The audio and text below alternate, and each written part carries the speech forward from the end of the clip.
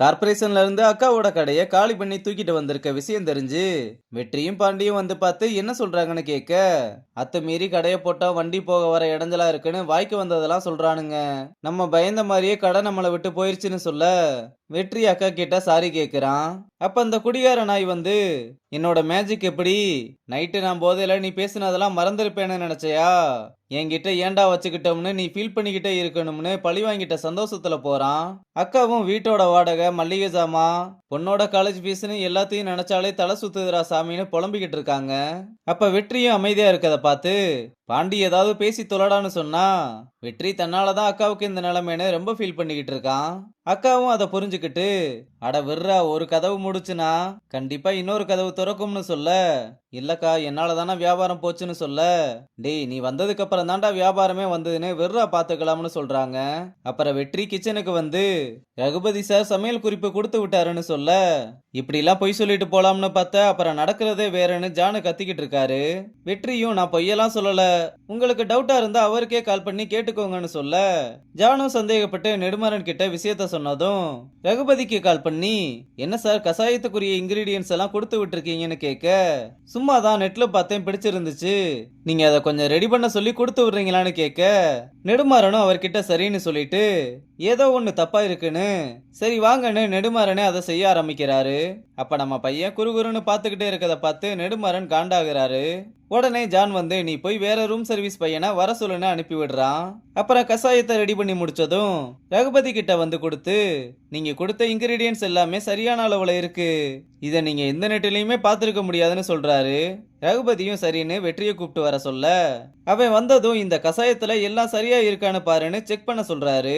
அவனும் அவரோட பேச்ச மீற முடியாம அதை மோந்து பார்த்து, நீங்க சொன்னதெல்லாம் போக சிலதெல்லாம் ஆட் பண்ணியிருக்காரு, அது எல்லாமே சளிக்கு ரொம்ப நல்லதுன்னு சொல்ல, நீங்க சொன்னது சரிதான் நெடுமாறன், இதை எந்த நெட்டிலையுமே பார்க்க முடியாது, ஏன்னா இதெல்லாம் வெற்றி சொன்னது, இதை அவன் வந்து சொன்னா நீங்க செஞ்சிருக்க மாட்டீங்கன்னு தான் நான் செய்ய சொன்னதா சொன்னேன்னு சொல்றாரு.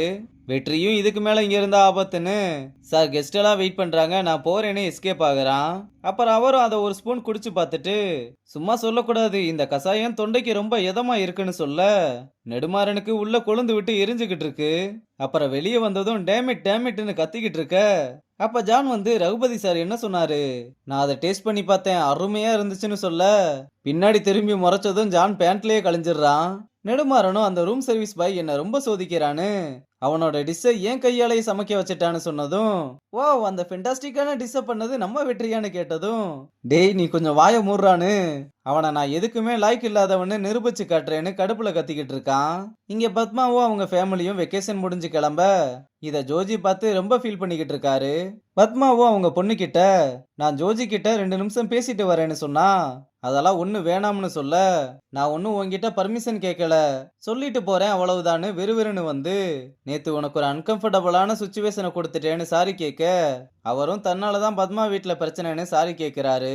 பத்மாவும், நேத்து நான் ரொம்ப சந்தோஷமா இருந்தேன், உன் கூட இருந்த நாளெல்லாம் எப்பவுமே என் ஞாபகத்துல இருக்கும்னு சொல்ல, ஜோஜியும் யாருக்காவது அவங்களோட பாஸ்ட் லைஃபை வாழ்ந்து பார்க்க இப்படி ஒரு வாய்ப்பு கிடைக்குமா, நானும் ரொம்ப ஹாப்பியா இருக்கேன்னு சொல்றாரு.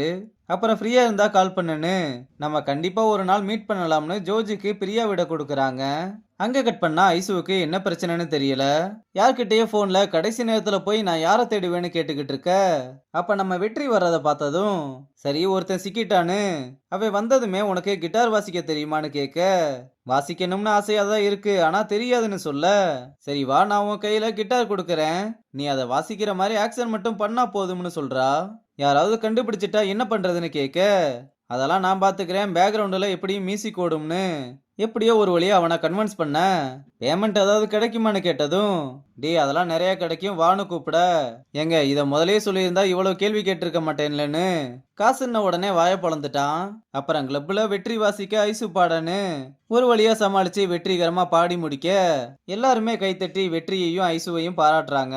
அப்புறம் நம்ம வெற்றி கிட்ட, நீங்க சூப்பரா கிட்டார் வாசிக்கிறீங்கன்னு யாரோ ஒருத்தி அவனை புகழ்ந்து தள்ளிக்கிட்டு இருக்க, ஐசு வந்து யார்கிட்ட பேசிக்கிட்டு இருக்கான்னு பாக்க, எங்க நான் வாசிக்கிறத பார்த்து இவங்க என்னோட பெரிய ஃபேன் ஆயிட்டாங்கன்னு சொல்றான். ஆனா ஐசு அவளை பார்த்ததுமே அக்கான்னு இறுக்கமா கட்டி பிடிச்சுக்கிறா. இவங்க தான் ஐசுவோட அக்கா போல. ஐசுவும், நான் எப்ப எங்க இருப்பேன்னு எனக்கே தெரியாது, நீ எப்படி கரெக்டா வந்தேன்னு கேட்டா, நான் உன்னை பயங்கரமா ஃபாலோ பண்ணிக்கிட்டு இருக்கேன்னு இதுக்கு முன்னாடி ஒரு ஈவெண்ட்லயும் உன்னை பார்த்துருக்கேன்னு சொல்ல, அப்புறம் ஏன் என்கிட்ட வந்து பேசலைன்னு கேட்டா, எங்க அதுக்குள்ள நீ தான் கால்ல சுடுதண்ணி ஊத்துன மாதிரி ஓடிட்டியேன்னு சொல்லி, அப்பா இன்னும் என் மேல கோவமா தான் இருக்காரான்னு கேட்க, அதெல்லாம் டன்னு கணக்குல வச்சிருக்காருன்னு சொல்றா. வெற்றியும் ஐசு கிட்ட இது யாருன்னு கேட்க, என்னோட அக்கா தான்னு சொன்னதும் நெடுமாறனுக்கு 2 பொண்ணான்னு சாக்காகுறான். வாயை பொளந்து பார்த்துக்கிட்டு இருக்காம எங்களை ஒரு போட்டோ எடுன்னு சொல்ல, அவனும் மொபைலை வாங்கி போட்டோ எடுத்துக்கிட்டு இருக்கான்.